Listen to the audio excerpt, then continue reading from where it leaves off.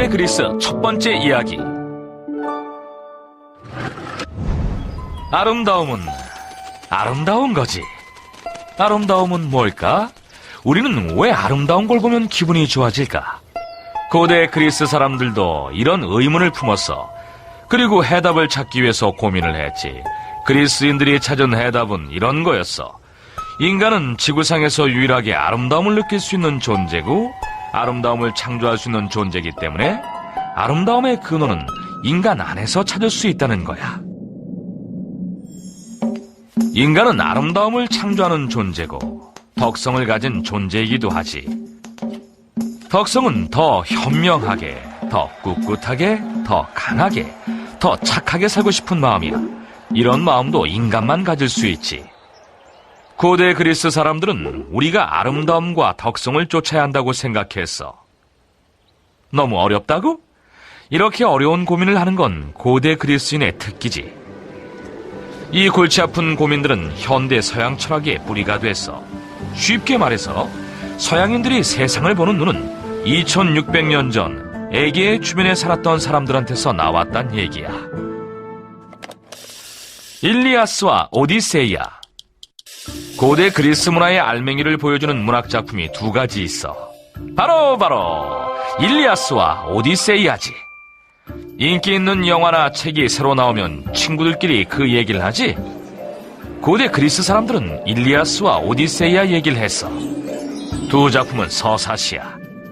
신과 영웅들이 번쩍이는 갑옷을 입고 긴 머리를 휘날리며 용감하게 싸우는 내용이 담긴 시지. 왜 싸우냐고? 물론 아름다운 여인의 사랑을 차지하기 위해서지. 감사합니다. 위대한 시인 나 호메로스는 일리아스와 오디세이아 두 작품을 모두 썼습니다. 난 천재라니까요. 일리아스는 고대의 유명한 전쟁인 트로이 전쟁 이야기를 담고 있어. 10년이나 이어진 트로이 전쟁은 미인 대회로 시작했대. 트로이의 왕자 파리스는 세 여신 중에서 제일 아름다운 여신을 뽑는 대회에 심사를 맡게 됐지. 사랑의 여신 아프로디테는 제일 아름다운 여신으로 뽑히고 싶어서 자기를 뽑아주면 세계 최고의 미녀가 파리스를 사랑하게 만들어주겠다는 약속을 하게 되지. 세상에서 제일 예쁜 여자하고 결혼하고 싶지? 나를 뽑아. 파리스는 아프로디테를 뽑았고 헬레네를 납치했어. 당시 세상에서 제일 예쁜 여자가 헬레네였거든. 문제는 헬레네가 스파르타 왕 메넬라오스의 아내였다는 점이지. 메넬라오스는 화가 났어. 메넬라오스의 형이자 미케네의 왕인 아가멤논은 더 화가 났지.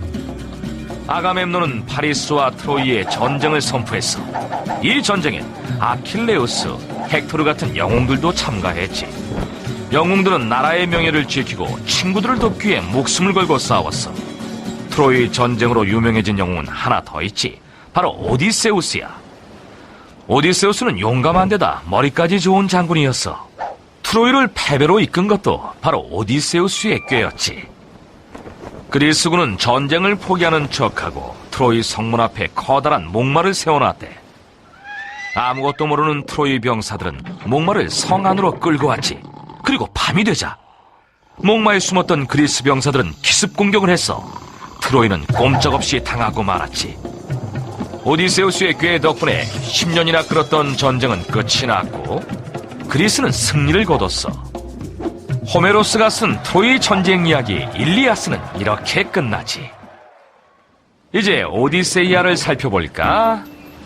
오디세이아는 트로이 전쟁이 끝난 뒤 집으로 돌아가는 오디세우스의 이야기를 담고 있어.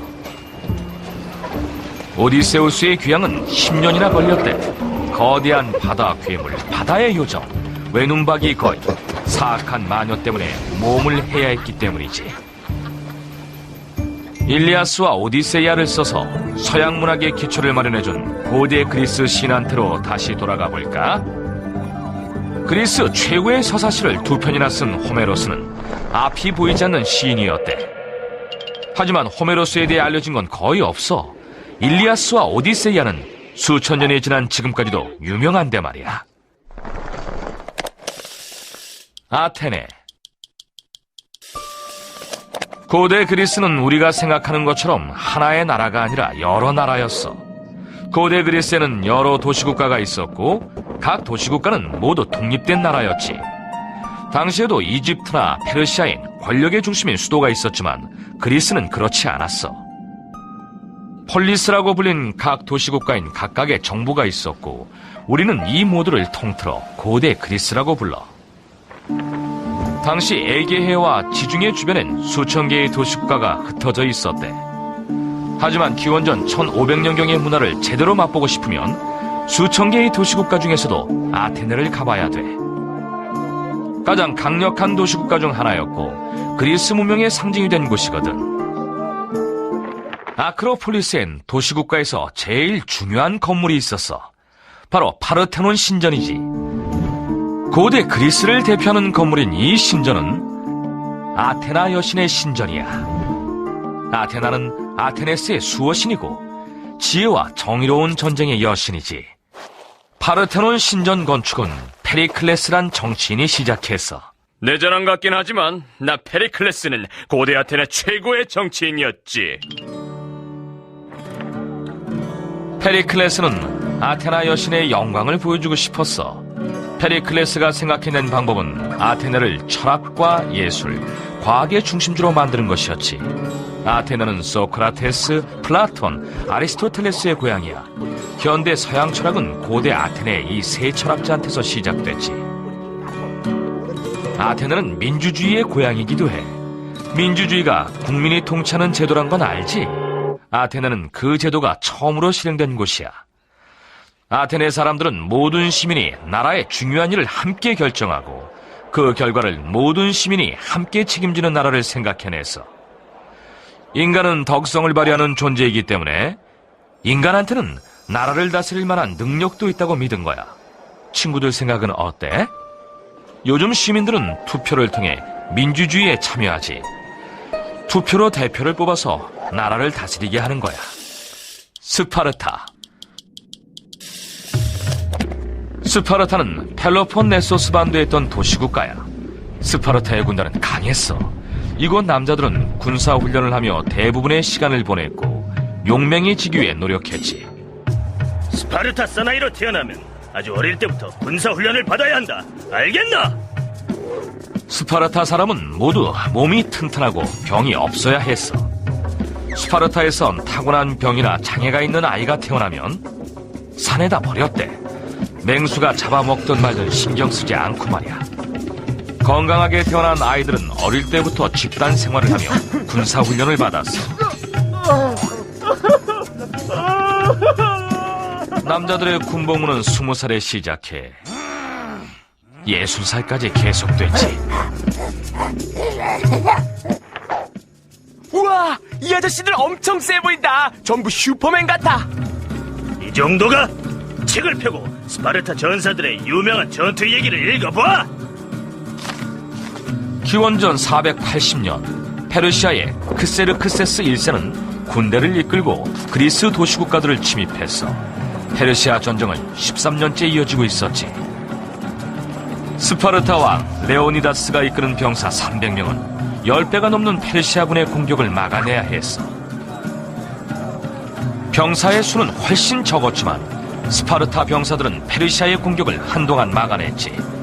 덕분에 그리스 연합군에 속한 다른 도시국가들은 반격을 준비할 시간을 벌 수 있었어. 스파르타 병사들은 모두 목숨을 잃었어. 하지만 그리스는 결국 반격에 성공해 페르시아를 물리쳤지. 우와! 자, 이쯤 다른 나라에서는 무슨 일이 있었는지 시간 나침반을 돌려볼까? 페르시아가 그리스 도시국가들을 정복하려고 침입할 무렵 지중해의 다른 지역들은 뭘 하고 있었을까? 유대인들은 예루살렘 성전을 다시 짓고 있었어. 약 100년 전 바빌로니아의 네부카드네자르 2세가 파괴한 신전이지. 네부카드네자르 2세는 유대인들을 노예로 잡아갔어. 이 노예들은 그 후 페르시아 덕분에 자유를 찾게 돼. 그리스 도시국가들을 침략한 그 페르시아 말이야? 바로 그 페르시아야. 우와! 더 재밌는 고대 그리스 이야기를 들려줄까? 고대 그리스엔 인류의 역사에서 제일 유명한 장군 중 한 명도 살았지. 어디 보자. 난 여기하고 여기하고 이쪽 땅 대부분을 정복했지. 여기도 정복했어. 지금까지 배운 거 전부 생각나지? 아름다움은 뭘까? 우리는 왜 아름다운 걸 보면 기분이 좋아지?